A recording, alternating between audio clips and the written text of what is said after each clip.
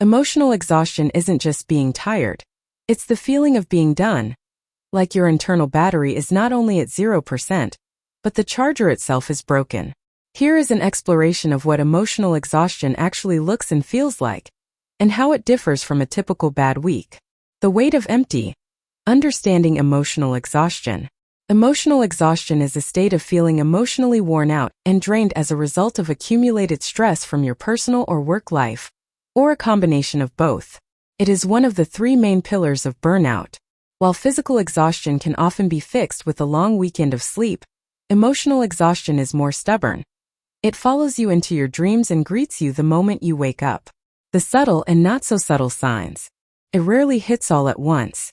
Instead, it's a slow leak. You might notice the fog, a sense of mental cloudiness where making simple decisions, like what to eat for dinner, feels like solving a complex equation. Irritability, your fuse has disappeared.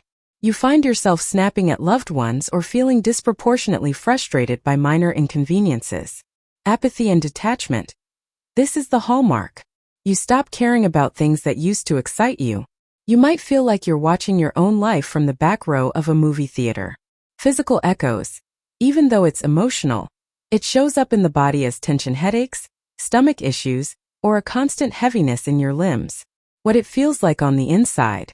Living with emotional exhaustion is like trying to run a marathon in deep water. It's the sensation of having nothing left to give. Yet the world continues to ask for more. There is often a profound sense of dread regarding the day ahead. You might feel hollow or numb rather than sad. While sadness is an active emotion, exhaustion is the absence of energy to feel anything at all. You may also experience social withdrawal. Not because you dislike people, but because the social battery required to perform interest or empathy is simply depleted. The root causes. It usually stems from a period of high demand and low control. This could be high-pressure environments, jobs or caregiving roles where you are constantly on. Emotional labor. Constantly suppressing your own feelings to manage the feelings of others. Chronic life stress. Financial instability, relationship friction, or navigating significant life changes without a support system. Moving toward the light. Healing from this state isn't about powering through. That's usually what caused the problem in the first place. It requires aggressive rest and boundary setting. It means acknowledging that your output cannot exceed your input indefinitely. Identify the drain. Pinpoint what is taking the most energy and see what can be paused. Lower the bar. Give yourself permission to do the bare minimum for a while. Reconnect with the physical. Sometimes when the mind is too loud, focusing on the five senses, the taste of tea, the feel of a blanket, can anchor you back to the present.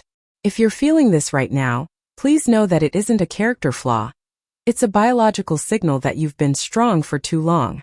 To dive deeper, it's helpful to look at emotional exhaustion not as a single feeling, but as a cycle. When we are under chronic stress, our nervous system stays in a state of high alert, which eventually leads to a total system shutdown to prevent further damage. The 3 stages of emotional depletion. Understanding where you fall on this spectrum can help you determine how much intervention you actually need. 1. The overextension phase.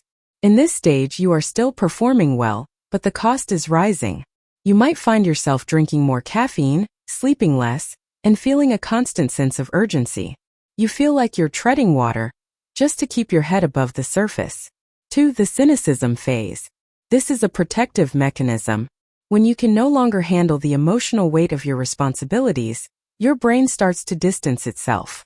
You might become sarcastic about your work, feel resentful toward people who need your help, or start viewing your obligations as burdens rather than parts of your life. 3.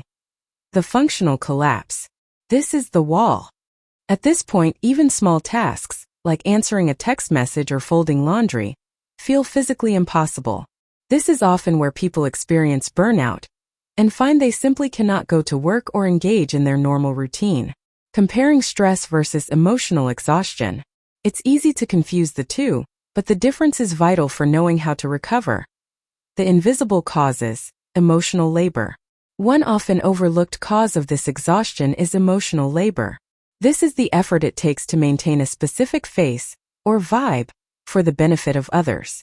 At work, Smiling at customers when you're frustrated. At home, being the strong one for a partner or children while your own world feels shaky.